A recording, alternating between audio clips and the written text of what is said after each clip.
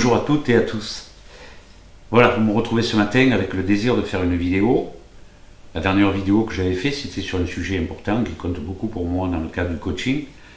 C'est avoir un objectif et surtout prendre des précautions avant de se mettre sur le chemin vers l'objectif pour se donner toutes les chances de l'atteindre.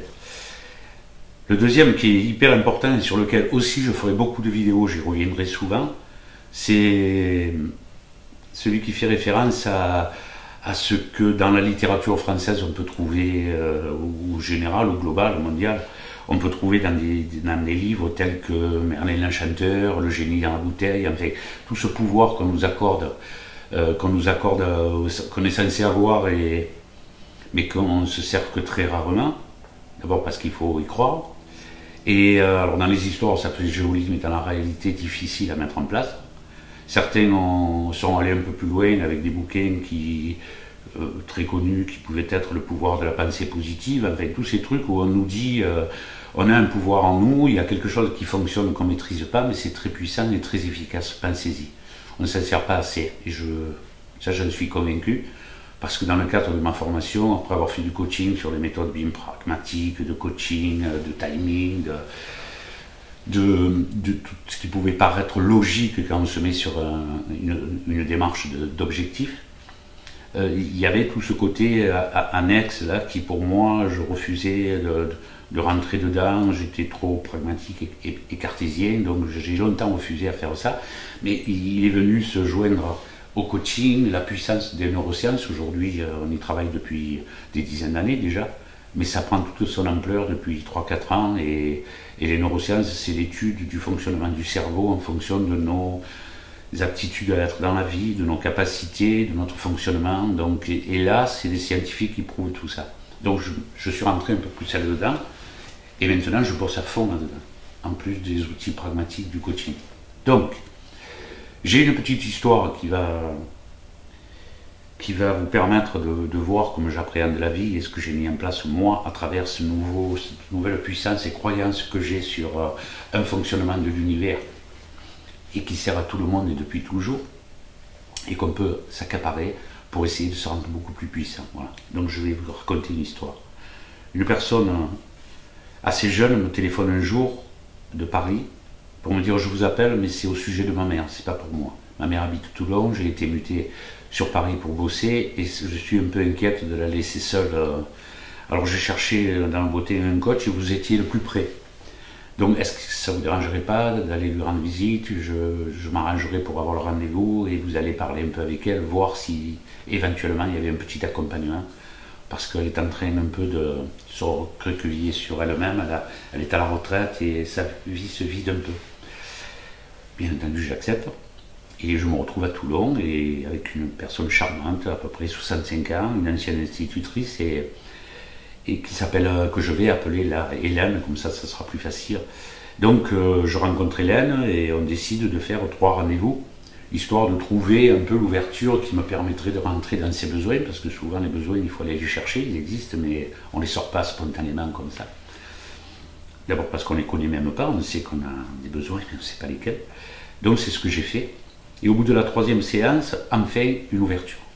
Je lui pose une question dans notre discussion qui était: vous pouvez essayer de me rappeler les plus belles années de votre vie, ou ce qui vous a le plus marqué dans votre vie professionnelle, personnelle, affective, ce que vous voulez, réfléchissez. Si vous aviez quelque chose à revivre aujourd'hui, ce serait quoi? Et sans hésiter, elle me dit Tahiti. Ok, donc Tahiti, effectivement, c'est génial, mais vous pouvez m'en dire plus?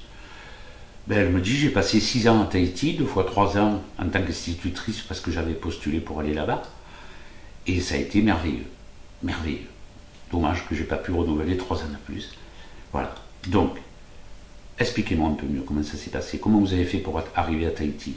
Elle me dit à l'époque j'étais sur un lycée sur Toulon et il y avait un prof super qui apparemment avec le recul ne déplaisait pas, et je m'intéressais beaucoup à ce qu'il faisait. Il était très dynamique, il prenait des initiatives à l'intérieur du lycée, on menait des commissions, on menait des ateliers, et moi je m'éclatais beaucoup là-dedans.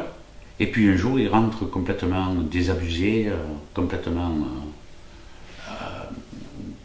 le moral disparu par rapport à son côté dynamique, et il dit: j'en ai assez de l'éducation, j'en ai assez de tout ça, je vais postuler pour partir parce que, alors dans l'administration, on peut postuler pour être muté en France ou à l'étranger. Et c'est ce qu'il fait.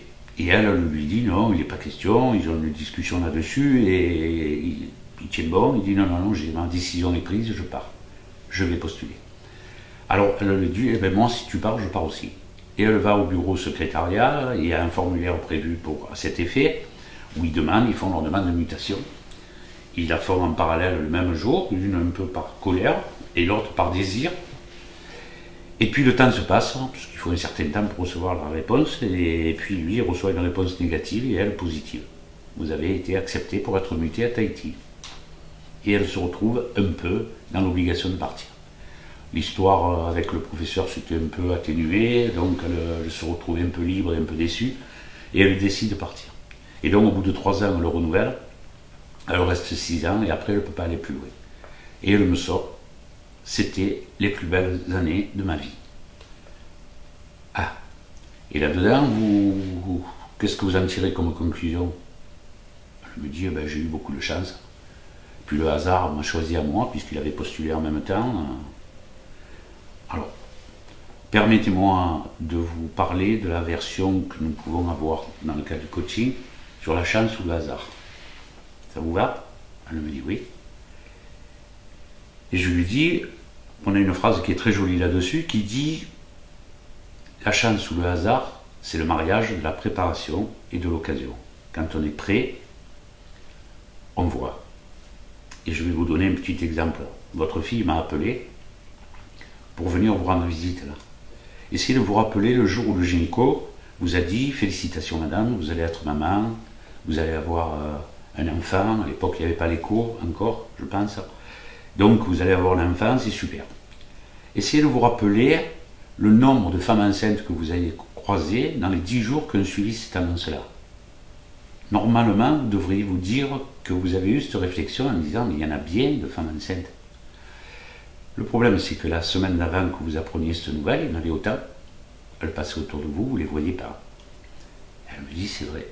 C'est exactement comme ça que ça s'est passé. Et si vous m'écoutez là, je suis sûr que beaucoup vont se dire, effectivement, ça s'est passé comme ça. Alors ça se passe pour autre chose. Vous avez commandé une voiture, vous avez choisi une voiture, une superbe occasion, qui est une Renault blanche, de telle marque, de telle série, quoi. Et eh bien, le jour où vous avez pris la commande et que vous êtes dans l'attente, que ce soit au garage ou au particulier, vous vous apercevez que des voitures comme ça, il y en a de partout. Voilà. Bon, alors pire, c'est si votre chéri ou votre fiancé que vous avez repéré dans le quartier, il a cette voiture-là, encore plus. Vous allez en voir de partout en disant, il y en a bien des voitures comme ça. Voilà. Ça veut dire que quand on est prêt, on voit. Et pour tout le reste de la vie, ça se passe comme ça. Tout le temps. Donc il fallait que j'ai une petite action pour mettre en marche un peu cette possibilité-là. Et je lui propose un petit jeu. Je lui dis on va jouer un petit jeu, vous êtes d'accord? Vous prenez une feuille blanche, vous la datez, vous mettez cher ce que vous voulez, c'est-à-dire Dieu, univers, qu'est-ce qu'il pourrait y avoir encore comme nom, à travers les dieux, à travers l'univers, appelez-le comme vous voulez. Je vous remercie déjà de la vie que vous m'avez fait passer, marquez-le. Aujourd'hui, je suis encore dans la quête de quelque chose qui pourrait améliorer mon quotidien parce qu'il y a des choses qui ne vont pas. Et si je n'ai pas le courage de les demander, je sais qu'ils existent. Donc, ça serait super sympa de faire en sorte que je vous fasse une nouvelle fois confiance et que vous m'apportiez ce qui paraîtrait être le meilleur pour moi. Quoi que ça puisse être, je vous fais confiance. Vous laissez la page blanche, puisque ça va vous prendre un petit morceau en haut. Et en bas, vous marquez « Je vous remercie de toute façon de l'attention que vous aurez apportée à ma vie, parce que je sais que vous me voulez du bien. Je vous remercie beaucoup, Hélène. » On la plie, on la ferme, on la met dans une enveloppe et dans un endroit qui vous fait plaisir dans la maison. Et vous lâchez prise. On s'est rencontrés, l'histoire était belle, vous allez penser à tout ça, et on continuera à se voir. Quelque temps. Il s'est passé dans les 3 mois quelque chose de super. À la retraite, elle avait choisi de s'occuper des abeilles. Elle ne le connaissait pas, donc elle s'était mise à fabriquer son miel en prenant quelques cours. Elle avait une ruche, elle s'en occupait tous les matins. C'était sa façon un peu de remplir sa journée. Mais elle y avait pris goût. Et à ce titre, elle faisait des expositions, des petits marchés de miel, des ateliers de travail avec des formateurs. Et donc un groupe s'était créé autour de ça. Et elle me dit qu'elle a rencontré une personne extraordinaire qui, comme elle était à la retraite, comme elle aimait les abeilles et était beaucoup plus avancée là-dedans et qui lui avait proposé d'aller beaucoup plus loin avec elle pour lui apprendre.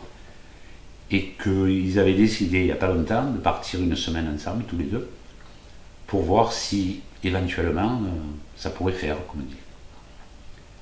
Donc c'est ce qu'ils ont fait. J'ai rencontré cette personne encore 3 fois.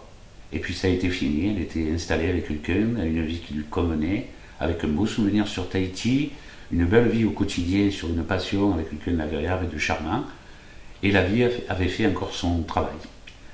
Donc j'ai beaucoup bossé là-dessus parce que je me suis dit ça serait dommage qu'effectivement il se passe un phénomène étrange là-dedans et qu'il y ait des règles pour essayer que ça marche le plus souvent possible comme ça. C'est ce que je vais faire à travers différentes vidéos, puisqu'aujourd'hui, moi, j'ai ma version là-dessus, j'y travaille beaucoup, je ne suis pas le seul. Elle est étayée par des scientifiques, donc ça me réconforte et ça me conforte dans l'envie de vous le dire. C'est pas quelque chose à qui on doit croire et rentrer encore dans une religion. Non, c'est un phénomène scientifique prouvé qu'on peut tourner d'une manière plus littéraire, plus jolie à expliquer, si vous voulez. Mais c'est hyper passionnant et hyper efficace. Donc j'aurai beaucoup de vidéos là-dessus, elles seront dans la rubrique spécifique à ça, sur ma chaîne YouTube. Et si ça pouvait vous servir, je serais hyper heureux. Voilà. Alors à bientôt de me suivre. Et si vous aimez et que vous partagez, ça s'appelle du gagnant-gagnant, c'est super. Voilà. Bonne journée en tout cas. Au revoir.